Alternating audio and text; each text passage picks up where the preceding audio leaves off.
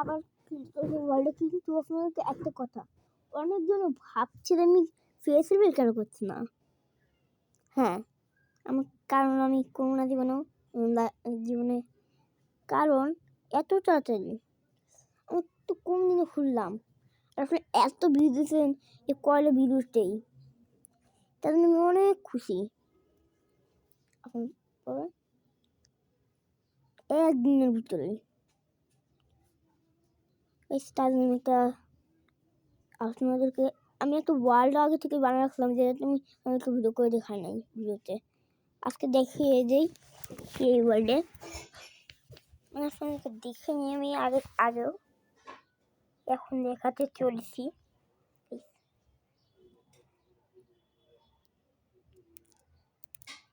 এখানে